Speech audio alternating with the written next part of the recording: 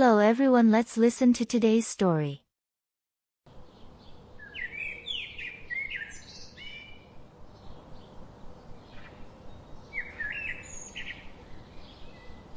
We frequently find out about difficult romantic tales, a large number of which we carry on within our lives, or experienced by a portion of individuals near us. Here is an illustration of a difficult romantic tale. She missed him, his looks and his words, so she went to tell him, and she saw that he couldn't have cared less about her, so she immediately withdrew and asked him, "How are you?" And she implied by her "I miss you," so he addressed her briskly, "I'm fine, and you?" She wished he had told her he misses her or even feel his enthusiasm by saying, she felt that she was a modest individual for herself. She didn't consider an individual who couldn't truly focus on her any consideration. After a couple of seconds she answered to him, "I'm fine," and she had 1,000 tears in her eyes. He took a gander at her and said, "You needed to say something, go on, I can hear you," she said. "Okay." She recalled his frigidity and said, "I need to go." She went to her home asking herself, "How long, my heart, will you pause?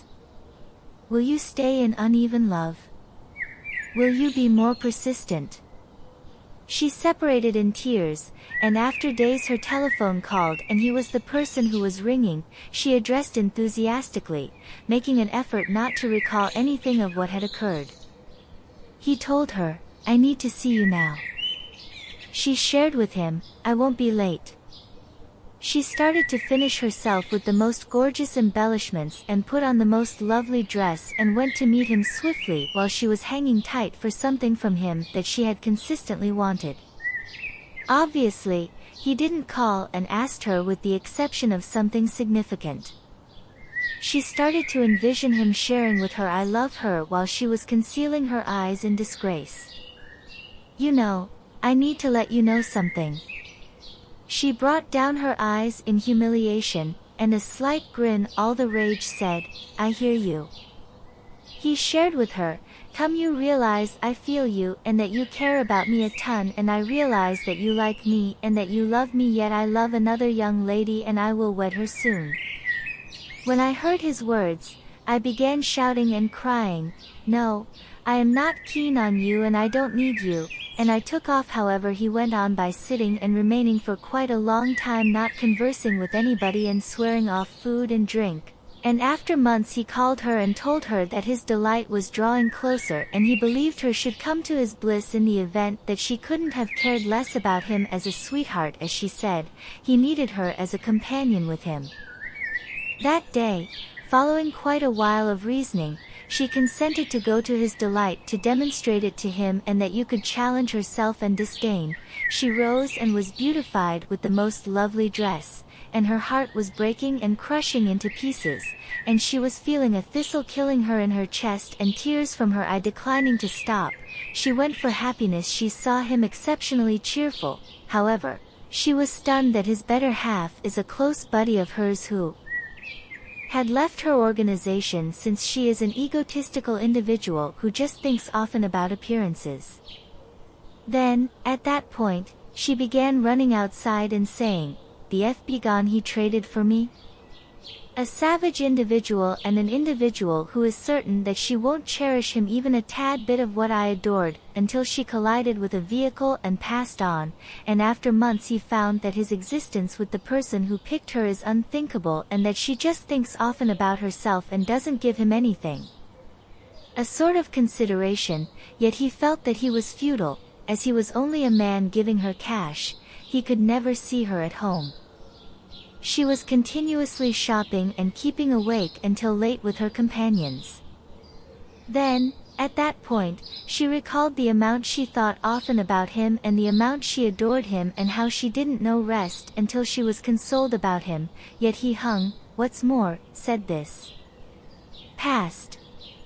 Before long, his organization fell and he became poor, so his better half requested separation from him and said, "I can't live in neediness. My life was with the rich. I can't adjust to this present circumstance." But she didn't answer. He started to ask himself, is it conceivable that she won't excuse me? Will she get me when I tell her that I love her and that I need her as my better half? Kindly response me, even once? I guarantee you that. The mother began crying. She shared with him, you know, she cherished you so much. He said, I'm certain she actually adores me. Try not to say love never bites the dust. She shared with him, love doesn't pass on, however, the body kicks the bucket. She kicked the bucket the day I was. You are the most joyful individual on the planet. She kicked the bucket on your big day. She was calling out to you and running till the very end came to her. You know, you killed her when you originally told her that you didn't cherish her, and you killed her when you requested that she come to your delight, realizing that she cherished you, and you killed her when she saw you with a no preferable lady over her, yet a terrible individual. He was unable to answer. All he was doing was hearing her mom deny believing that untruth. All he said in a soft tone, did she truly pass on? I realize she is furious with me, and I let you know that I will compensate for all that she missed. Kindly call her, I miss her. The mother begins shouting, disappear before you see me kill you as I killed her. Then he emerges from the house with a blade that he can't get out and begins running, and afterward he sees something before him. All he hears is a shout, and afterward what befell her comes to pass for him, and she bites the dust as a result of it. Then, at that point, he kicks the bucket in view of